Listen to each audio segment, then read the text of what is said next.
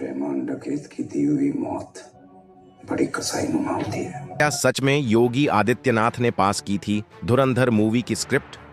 आखिर इस फिल्म में ऐसा क्या था कि मुख्यमंत्री योगी खुद इसे देखने के लिए मजबूर हो गए?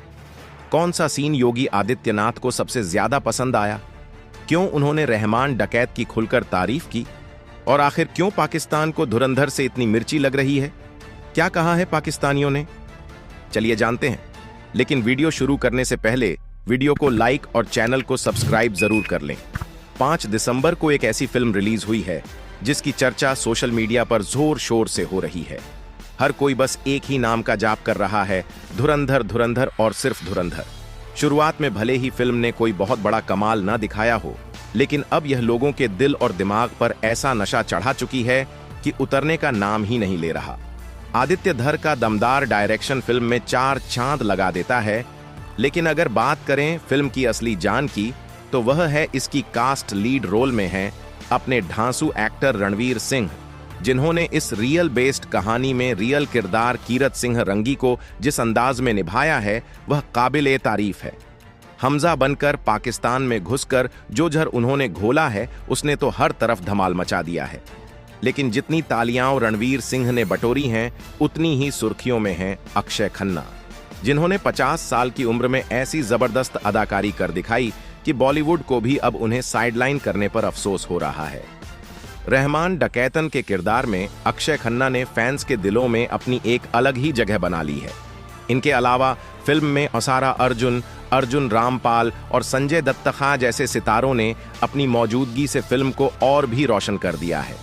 लेकिन जो चीज योगी आदित्यनाथ पास के दिल को सबसे ज्यादा छू गई वह था इस फिल्म का कॉन्सेप्ट। जी हां, ऐसी खबरें सामने आ रही हैं कि उत्तर प्रदेश के मुख्यमंत्री योगी आदित्यनाथ खुद धुरंधर मूवी देखने के लिए सिनेमा हॉल पहुंचे थे, और जैसे ही यह खबर सोशल मीडिया पर फैली, फिल्म का शोर और भी ज्यादा बढ़ गया, क्योंकि शायद ही कोई ऐसी फिल्म होती है जिसे देखने के लिए मुख्यमंत्री खुद थिएटर तक पहुंचे।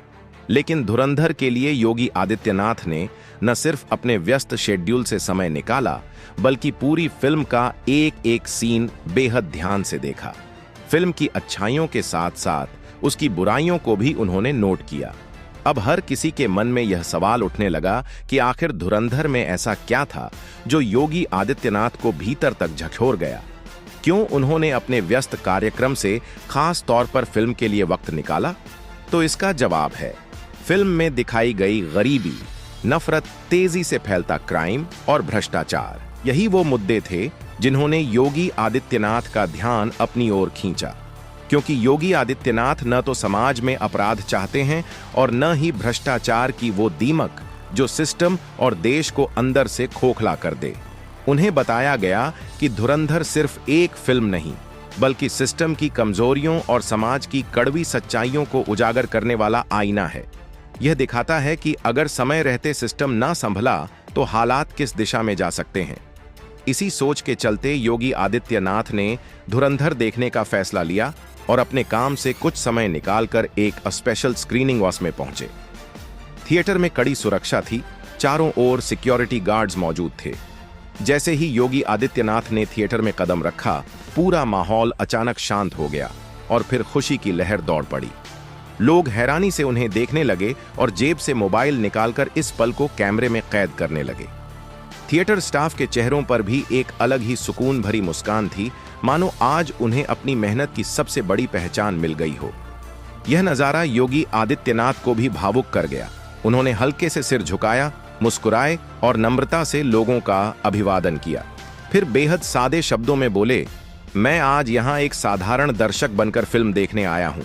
ये लाइन सोशल मीडिया पर तेजी से वायरल हो गई।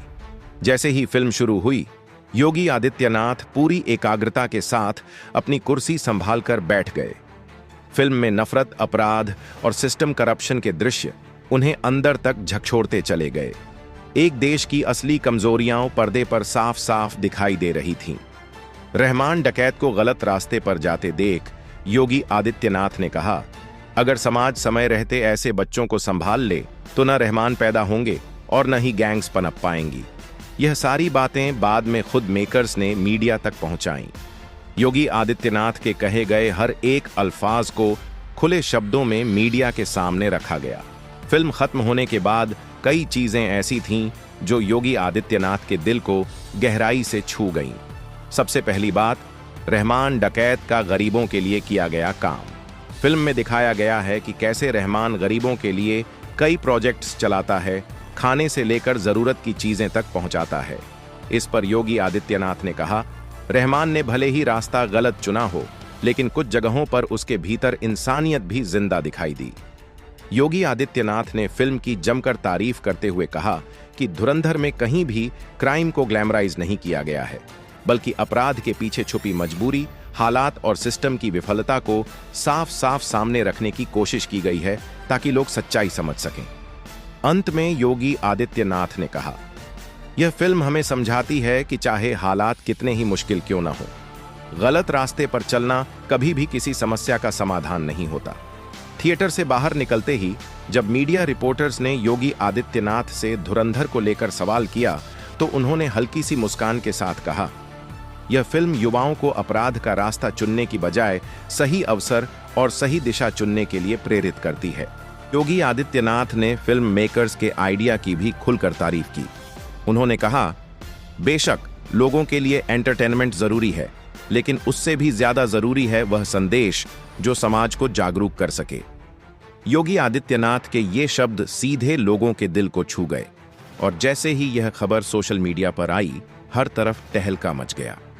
थिएटर्स हाउसफुल होने लगे और टिकट हाथों हाथ बिकने लगी। फिल्म की टीम ने भी खुशी जाहिर करते हुए कहा कि उन्हें फिल्म के चलने की उम्मीद तो थी, लेकिन योगी आदित्यनाथ के फिल्म देखने के बाद फिल्म को जो रफ्तार मिली वह उम्मीद से कहीं ज्यादा है। हर तरफ बस धुरंधर की ही चर्चा होने लगी।